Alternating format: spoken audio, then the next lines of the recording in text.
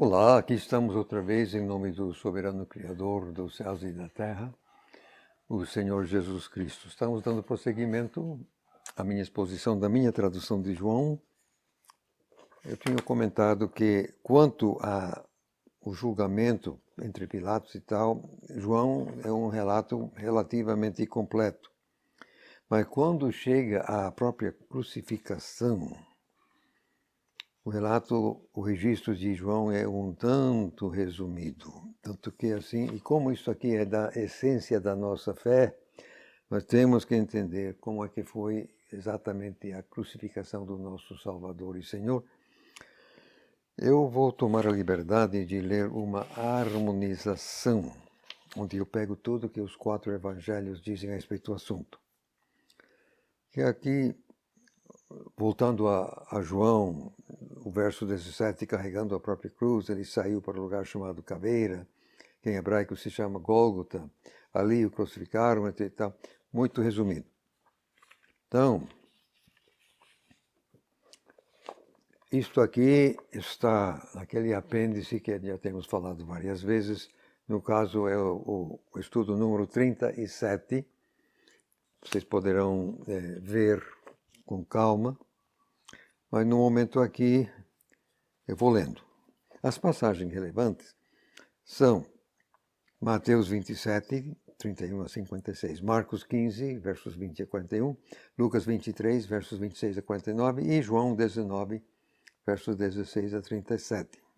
Então, primeiro, os soldados levaram Jesus para crucificá-lo, vestindo a própria roupa, quer dizer, Jesus vestindo a própria roupa, que já tinham tirado aquele manto, etc, etc.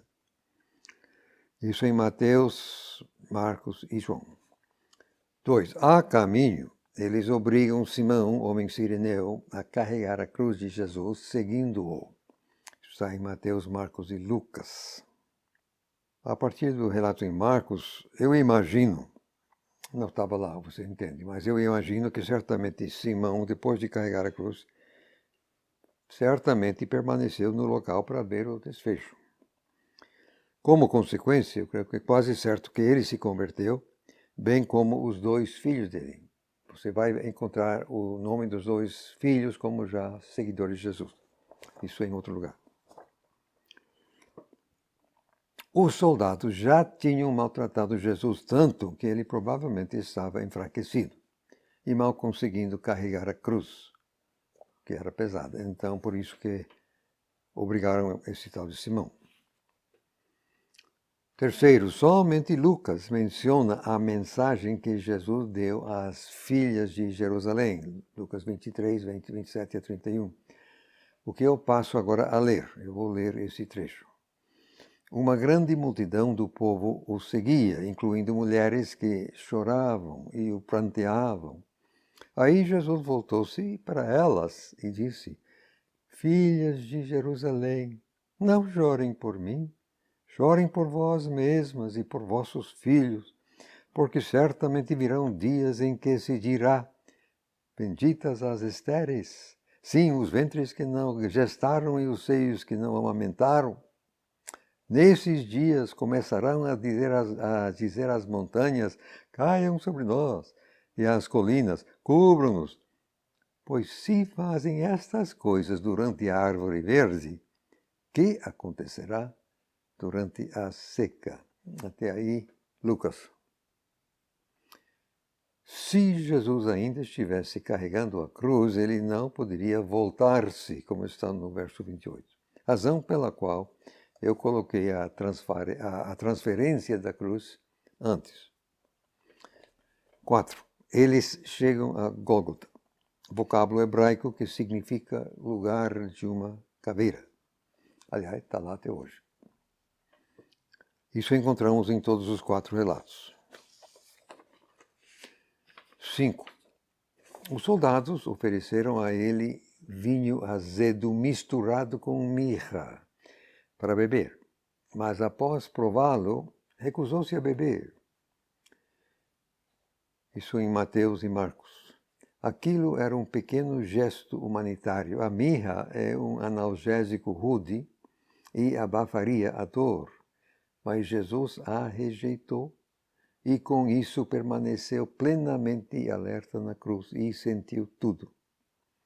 A mirra teria diminuído o sofrimento. Eu penso, a data vem aqui a esclarecer um pequeno detalhe, como o meu ofício é promover a autoridade objetiva do texto quando tem alguma discrepância aparente.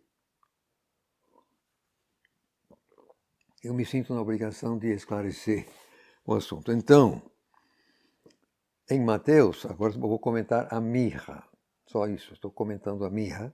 Em Mateus 27:34, lemos assim: deram-lhe para beber vinho azedo misturado com fel.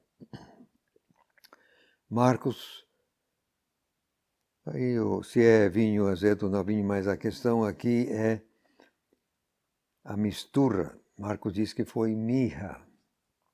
Ora, fel é uma coisa, é uma substância animal, e mirra é outra, é uma substância vegetal. Foi uma das duas, mas qual? Poderia Mateus ter sido influenciado por Salmo 69:21, que diz assim: também me deram fel dentro da minha comida, e para minha sede me deram vinagre para beber?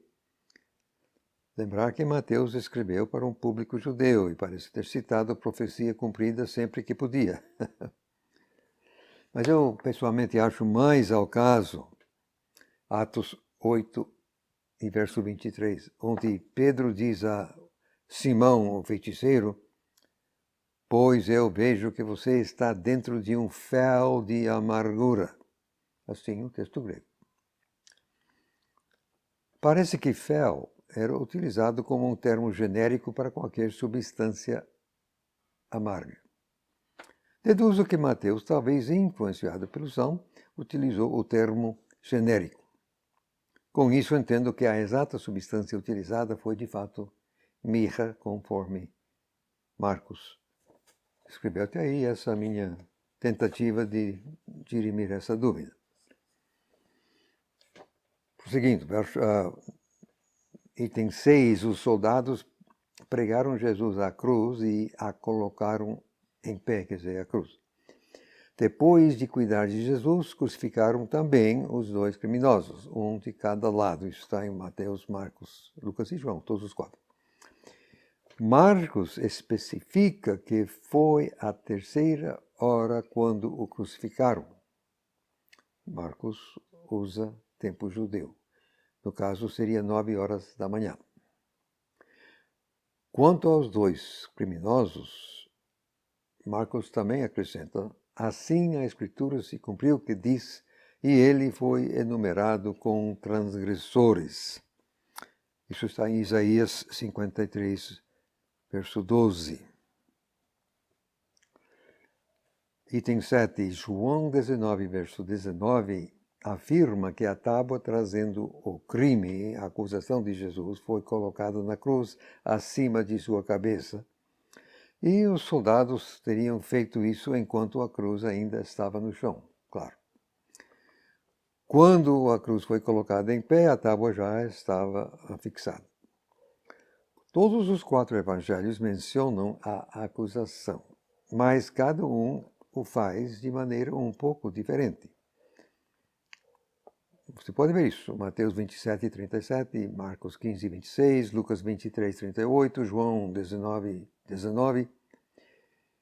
Juntando as peças, a declaração completa foi: este é Jesus, o Nazoreano, o Rei dos Judeus. E estava em 3 idiomas, hebraico, grego e latim. João acrescenta uma informação importante. Citando, eu vou ler agora versos 20 a 22. Ora, muitos judeus leram este letreiro, porque o local onde Jesus foi crucificado ficava perto da cidade. Aliás, estava escrito em hebraico, grego e latim. Aí, os principais sacerdotes dos judeus disseram a Pilatos: não escreva o rei dos judeus, mas que aquele disse: sou o rei dos judeus. Pilatos respondeu: o que escrevi, escrevi. Até aí. Ora, os principais sacerdotes já tinham conseguido tudo quanto iriam conseguir, quanto a Pilatos. Podem saber que não estava nada satisfeito.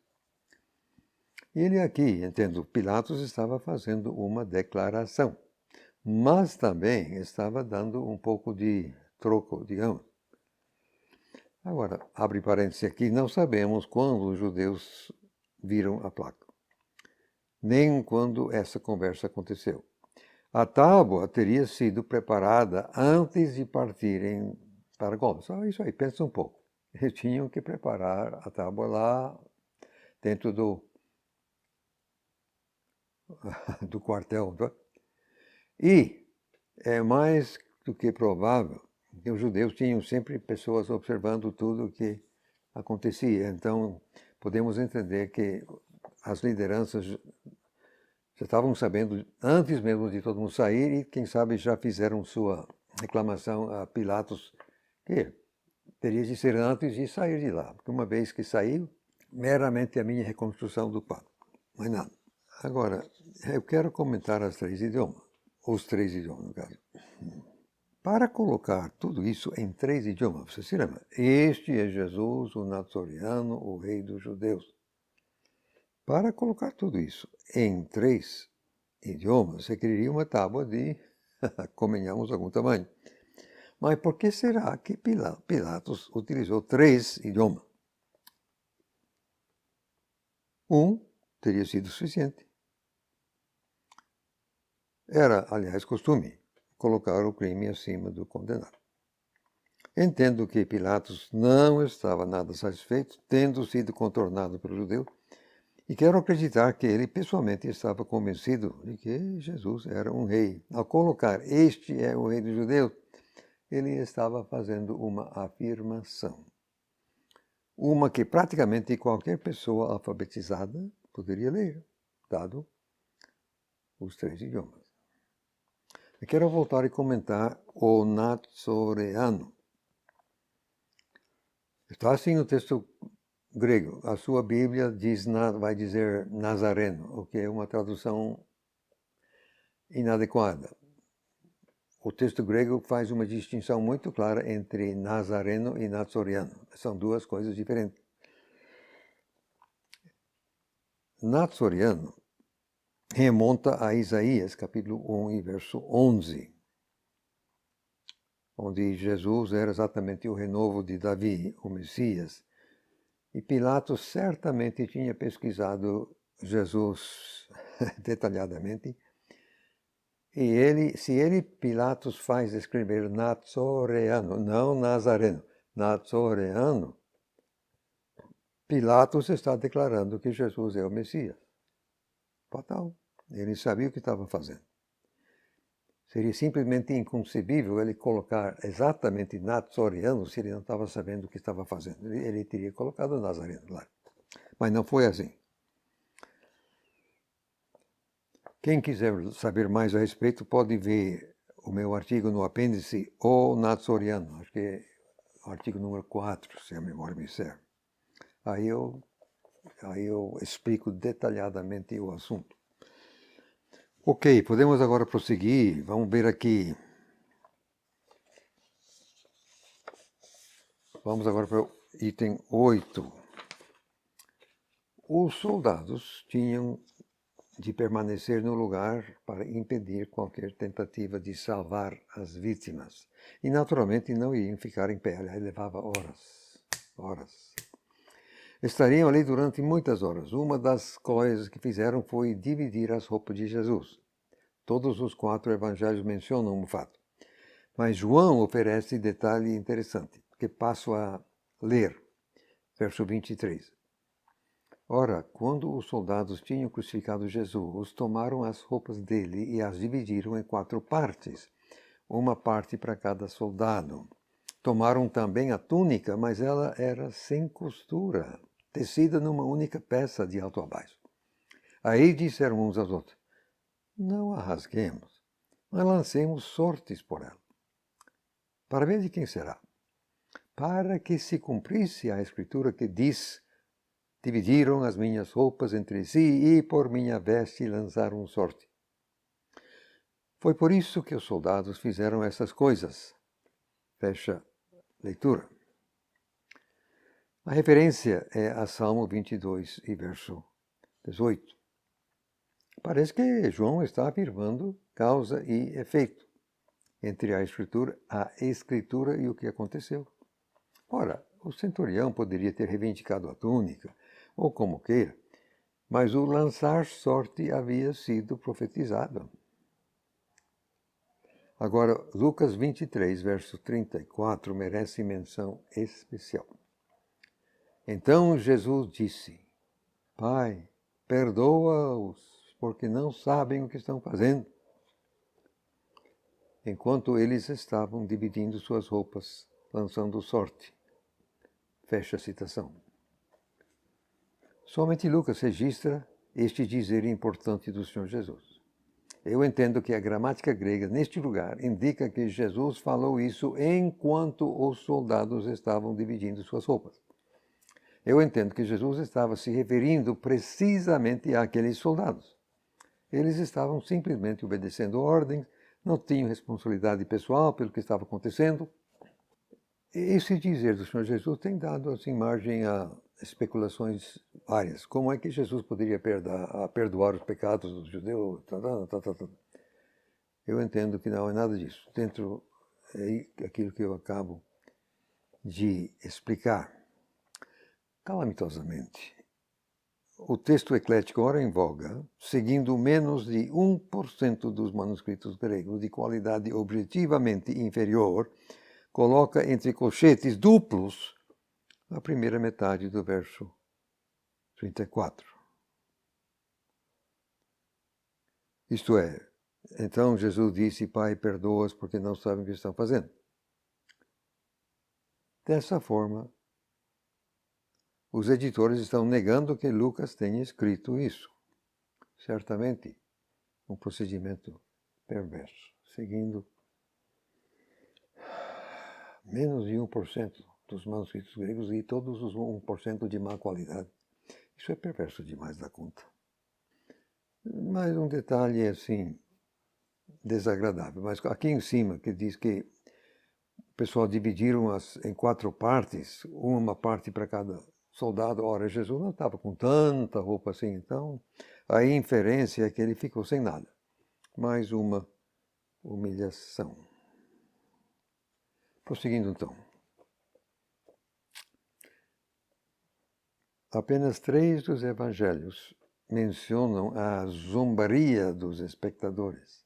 Mateus 27, Marcos 15 e Lucas 23. Os relatos separam os espectadores gerais dos líderes religiosos, os líderes que fizeram a maior parte, mas também os soldados e até os 2 criminosos também recebem menção quanto à zombaria. Agora, os líderes religiosos eram os mais perversos. Ele salvou a outros, a si mesmo não pode salvar. Comentário meu, aquilo era a pura verdade. Mas não no sentido que aqueles líderes estavam pretendendo. Para salvar a mim e a você, a nós, Jesus não podia salvar-se a si mesmo. Então, aqueles malditos falaram a verdade mesmo sem entender o que estavam dizendo. Se ele é rei de Israel, que desça da cruz agora e creremos nele. Pura mentira. Mentira. Eles bem sabiam que Jesus era o Messias, mas tinham o rejeitado deliberadamente. Contudo, se Jesus tivesse descido da cruz, o que tinha poder de fazer, presumivelmente, nós estaríamos sem esperança. Agora, aquela gente estava sendo satanicamente perversa, mas Jesus tinha compromisso total com a vontade do Pai e, com isso, o programa da redenção não sofreu solução.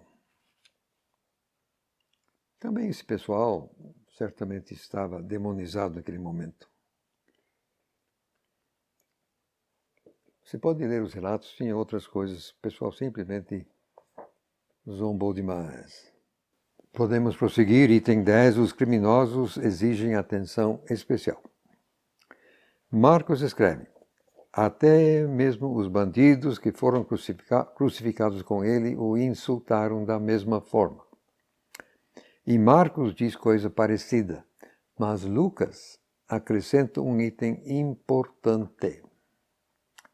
Lendo Lucas, verso 39, um dos criminosos ali pendurados começou a insultá-lo, dizendo: se tu és o Cristo, salve-se a si mesmo e a nós. Mas o outro reagiu e o repreendeu, dizendo: não temes nem a Deus, já que está sob a mesma condenação, e nós de fato com justiça, porque estamos recebendo o que os nossos atos merecem, mas este homem não praticou mal nenhum. Então, ele disse a Jesus: Senhor, lembra-te de mim quando vieres no teu reino. Aí Jesus disse a ele: deveras te digo, hoje estarás comigo no paraíso. Fecha. Parece que ambos começaram por insultá-lo, mas depois um deles se arrependeu. Eles estavam na cruz umas 3 horas antes daquela escuridão sobrenatural, de sorte que houve tempo bastante para observar Jesus, o que levou um deles a mudar de ideia. Mas vamos voltar aqui e ver se precisamos comentar alguma coisa. Sim, infelizmente, se você está com a nova versão internacional na mão, ou a linguagem hoje atualizada, ou a contemporânea, etc., em vez de o homem dizer, Senhor, lembra-te de mim, dizem, Jesus, lembra-te de mim, seguindo talvez 3% dos manuscritos gregos. Ora, convenhamos, isso enfraquece bastante o dizer do homem e sem necessidade de seguir 3% dos manuscritos de má qualidade. Para quê? Então eu faço questão de registrar o que o homem disse mesmo, disse a Jesus, Senhor. Ele chamou Jesus de Senhor. Agora, sinceramente, aquele dizer daquele aquele malfeitor, ele está pendurado na cruz, ele está com as mãos, ele está sofrendo. Ele ainda está conseguindo raciocinar, pensar. Ele fala do reino e que Jesus vai voltar no reino, quando vierem no teu reino. Ora. Ele está declarando que Jesus era o Messias e que certamente iria inaugurar o seu reino. Transparece que o homem conhecia a sua Bíblia, mais ou menos. Aliás, o seu pedido foi atendido. Aliás, na hora. Como Deus foi bom, né? E Jesus sofrendo mais. Deveras te digo, Jesus, hoje estarás comigo no paraíso. O paraíso aqui não é o céu, o paraíso aqui é o lado de Hades dos salvos, que em outro texto, em Lucas 16, é o seio de Abraão. Mas, atenção para outro pequeno detalhe.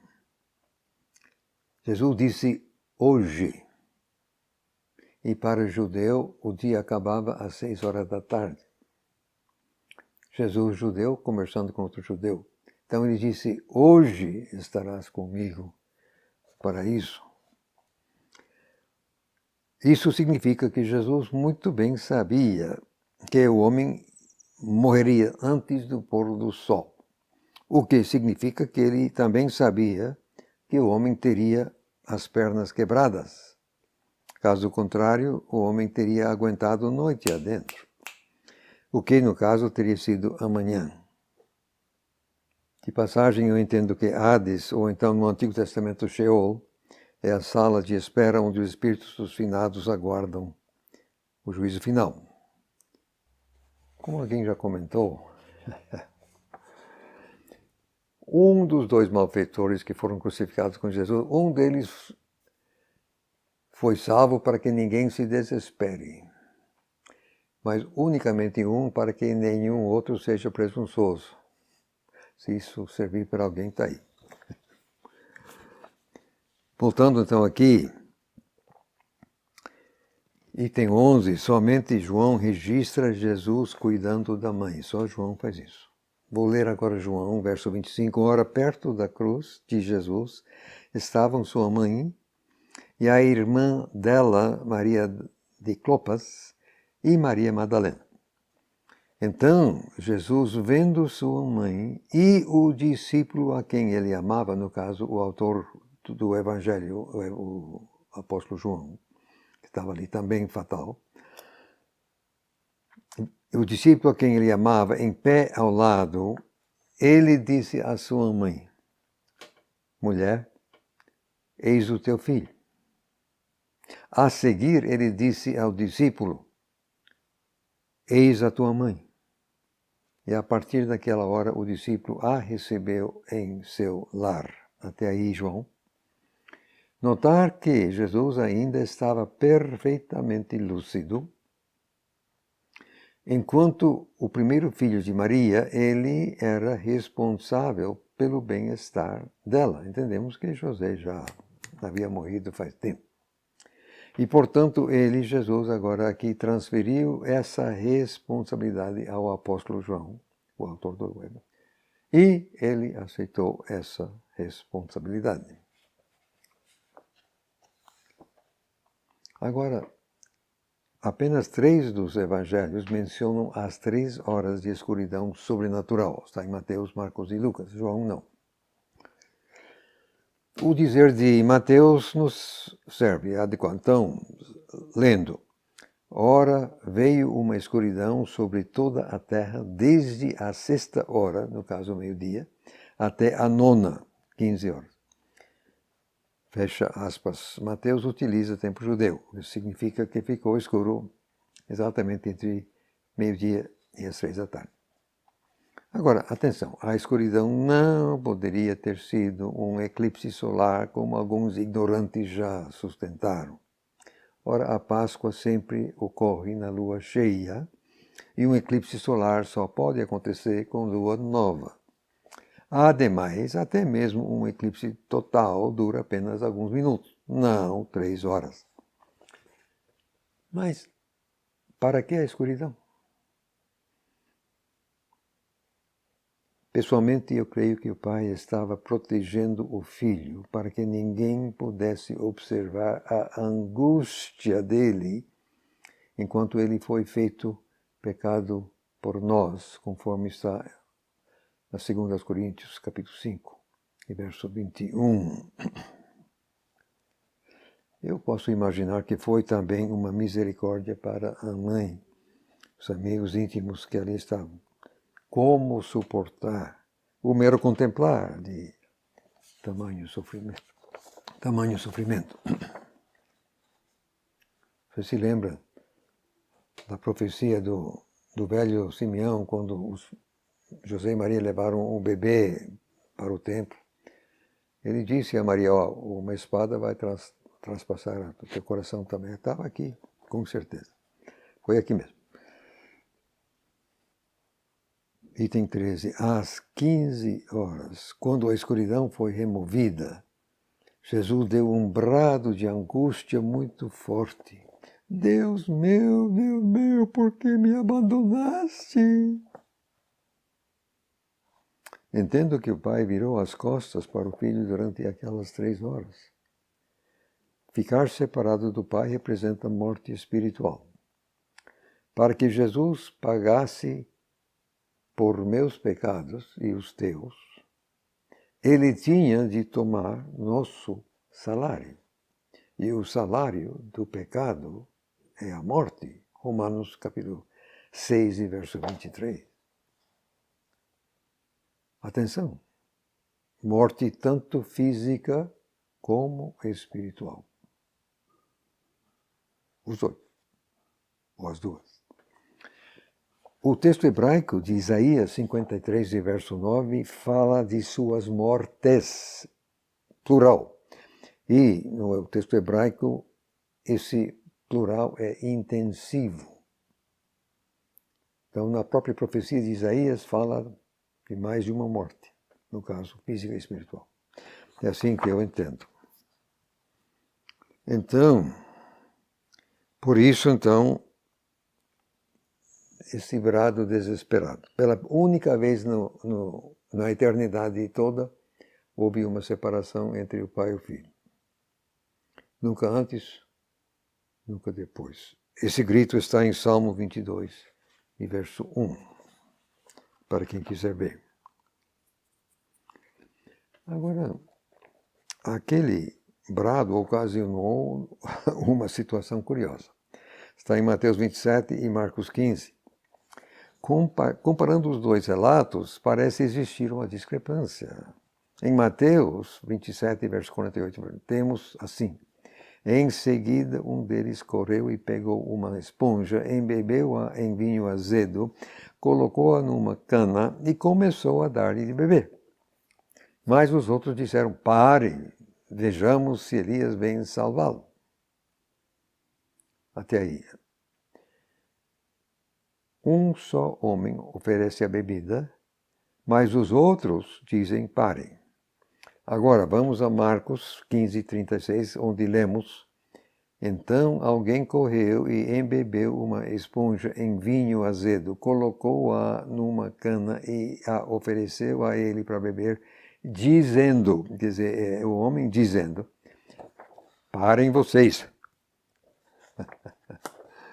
Agora, um só homem oferece a bebida, mas é ele que diz: parem vocês. Isso aí é diferente, não é a mesma coisa. Como é que fica esse negócio, então?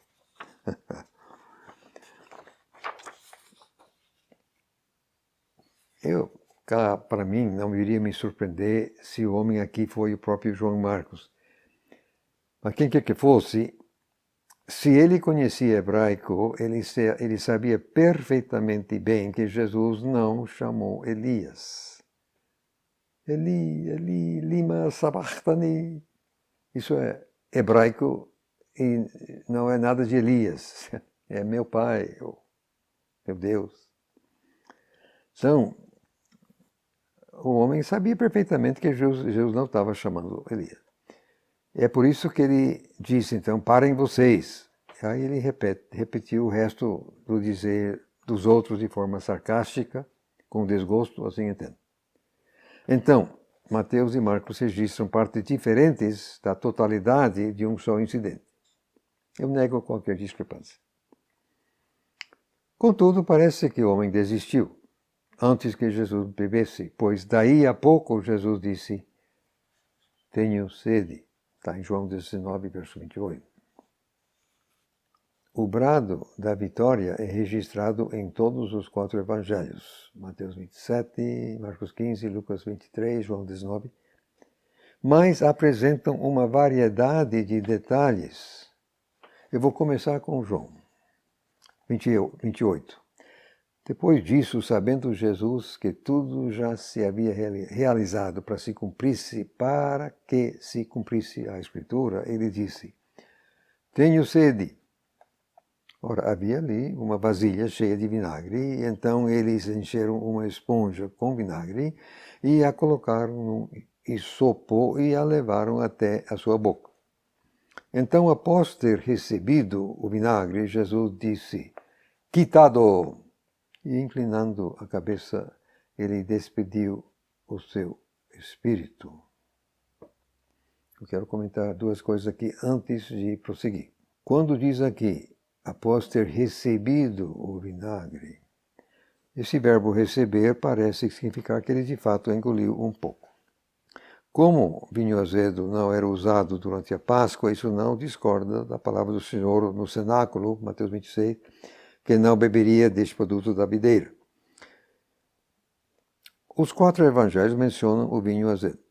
Teriam um pote cheio disso, pois os soldados teriam de ficar ali durante muitas horas, e era isso que eles bebiam. Aliás, aquilo mata a sede.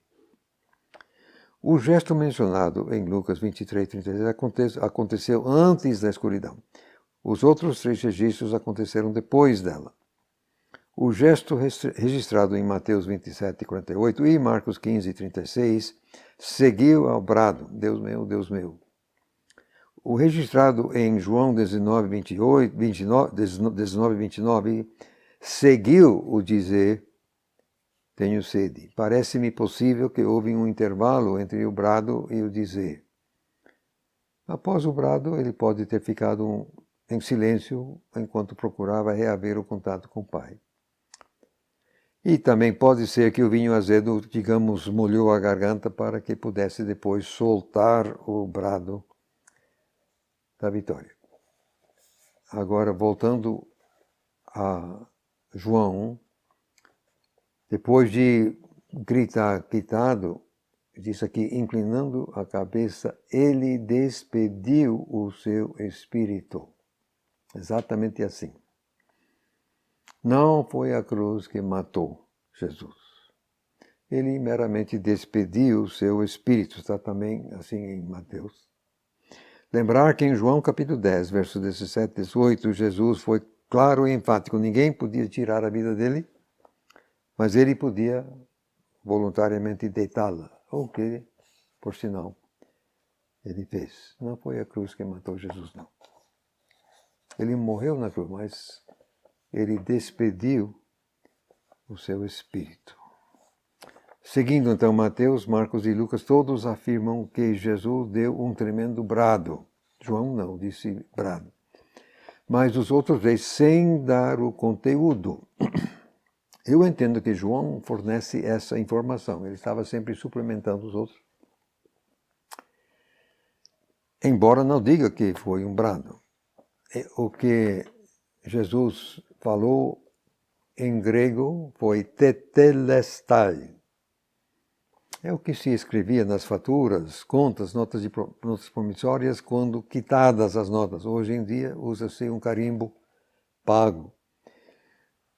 Quando algum dizer é gritado, os sons individuais podem até sair um pouco alterados, mas João estava bem ali e poderia até mesmo ler os lábios se fosse preciso. Foi um brado de vitória. Conseguimos! Terminado! Quitado! O que me leva a dizer, glória a Deus. Jesus declarando a vitória. Quer dizer, fim. Fizemos. Pago. Agora, contudo, após aquele brado, Jesus fez mais uma coisa, conforme registrado por Lucas, citando, então, após dar um tremendo brado, Jesus disse, Pai, é nas tuas mãos que vou entregar meu espírito. E tendo dito isto, ele exalou seu espírito. Fecha aspas. Jesus tinha autoridade para despedir o seu espírito, mas esse dizer significa que ele estava em contato com o Pai outra vez. Representa também uma declaração de confiança no Pai, apesar do terrível sofrimento que acabava de passar. Mateus, Marcos e Lucas registram que naquele momento o véu do templo foi rasgado em 2 de alto a baixo. O próprio Pai rasgou o véu, ou então mandou fazer. Foi a sua declaração, quer dizer, do Pai, de que o preço havia sido mesmo quitado. O Pai aceitou o sacrifício feito. E acesso à presença de Deus não mais se limitava a um homem uma vez por ano. Você pode ver Hebreus capítulo 10, versos 19 a 22. Somente Mateus registra que e a terra foi sacudida, e as rochas foram partidas, e os sepulcros foram abertos. Abre parênteses, e muitos corpos dos santos que haviam dormido foram ressuscitados e saindo dos sepulcros depois da sua ressurreição, quer dizer, Jesus, eles entraram na cidade santa e apareceram a muitos. Fecha aspas. O terremoto foi uma confirmação a mais de que algo sobrenatural estava acontecendo. Até mesmo o centurião, o homem endurecido, foi convencido. Mas me perdoem assim um pouquinho de, sei lá. Você já parou para imaginar? Você está em casa em Jerusalém e você ouve alguém batendo na porta, você vai atender, você abre a porta, lá está a tia Cruz que morreu há 14 anos. E agora você vai fazer o quê? Será? Se tem porta nos fundos? Rapaz, aquilo foi... Que tal? Não, aquilo foi forte. Os sepulcros foram abertos quando da morte de Jesus, mas eles só saíram no domingo depois que Jesus ressuscitou. Por quê? Não sei. O texto não depois diz o que aconteceram com esses santos ressurretos, mas ter sido mandado de volta para a terra, convenhamos, teria sido muito triste demais. Então, eu entendo que Jesus levou junto com ele. Isso é outro assunto. Prosseguindo ainda assim, 16. Uma variedade de reações recebeu registro. Citando aqui, todos da multidão que tinham se congregado pelo espetáculo, ao verem o que realmente aconteceu, foram embora batendo no peito. Agora, bater no peito era uma expressão cultural de tristeza e angústia, dor. Um certo número de seus seguidores estavam observando de longe, mas o centurião requer atenção especial. Mateus escreve: ora, quando o centurião e os que com ele vigiaram Jesus viram o terremoto e tudo o que tinha acontecido, ficaram aterrorizados e disseram: deveras este era o Filho de Deus. Tudo o que tinha acontecido, isso vamos ver agora. Marcos escreve: quando o centurião que estava defronte dele, estava vendo ele, viu que ele exalou o espírito após dar tamanho brado, ele diz que o centurião disse: deveras este homem era filho de Deus. Vamos ver se nós entendemos esse quadro. Qualquer centurião seria um soldado endurecido que teria presenciado muitas crucificações. Ele sabia que uma cruz mata por asfixia. Ficar pendurado pelas mãos, com os braços esticados, empurra o diafragma contra os pulmões e a pessoa não consegue respirar. O pregar dos pés era um procedimento sádico para prolongar a agonia. Mesmo doendo, a vítima iria se levantar empurrando contra o prego para poder ofegar, até não ter mais força para fazê-lo. Isso costumava levar horas. Quebrar as pernas acabaria com essa possibilidade e a vítima morreria dentro de poucos minutos, asfixiado. Aliás, foi por isso que os judeus pediram para quebrar as pernas dos dois bandidos. Com isso, morreram dentro de poucos minutos. Agora, vem cá. Alguém que está morrendo asfixiado não pode dar brado. Sendo que Jesus deu um grande brado, mas morreu em seguida. O centurião sabia, sem sombra de dúvida, que não foi a cruz que matou Jesus.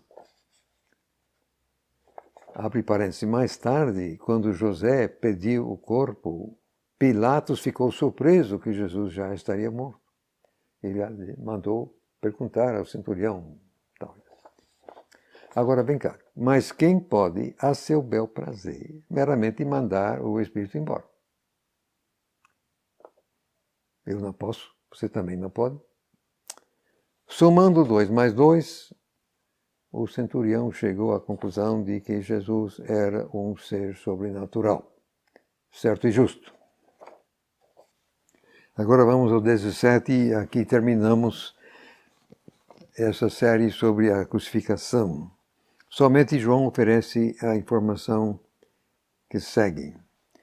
Verso 31. Depois, por ser o dia da preparação, para que os corpos não permanecessem na cruz no dia de sábado, abre parênteses, pois era grande aquele dia de sábado, fecha parênteses, os judeus pediram a Pilatos que mandasse quebrar as pernas das vítimas e que os corpos fossem retirados.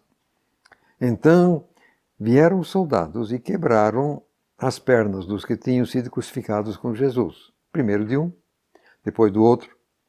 Mas quando chegaram a Jesus, não quebraram as suas pernas, vendo que ele já tinha morrido. Mas um dos soldados perfurou o seu lado com uma lança, e imediatamente saiu sangue e água. Aquele que o viu já testificou, e seu testemunho é verdadeiro. Abre parênteses, sim, ele sabe que está dizendo a verdade, fecha parênteses, para que vocês possam crer. Pois tais coisas aconteceram para que se cumprisse a Escritura, nenhum dos seus ossos será quebrado.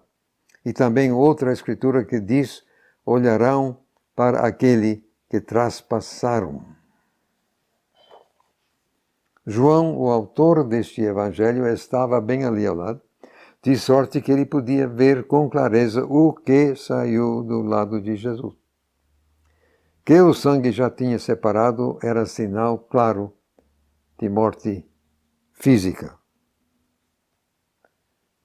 De fato, não precisamos saber exatamente como a separação do sangue aconteceu, quer por processo natural, quer por intervenção sobrenatural. Mas, em qualquer caso, João é enfático quanto a aquilo que ele viu. Ele viu sangue e água saindo. Agora, aqui nós temos várias citações bíblicas, eu vou meramente falar para constar. Nenhum dos seus ossos, Êxodo 16, Êxodo capítulo 12, verso 46, ou então Números capítulo 9, verso 12, ou ainda Salmo 34 e verso 20. E olharão aquele que traspassaram, está em Zacarias capítulo 12 e verso 10. Bom, eu me delonguei um tanto com essa leitura, mas eu quis dar uma visão completa quanto a tudo que está registrado nos 4 evangelhos da crucificação do nosso Senhor e Salvador. Então, já terminei com essa harmonização, então aqui vou parar.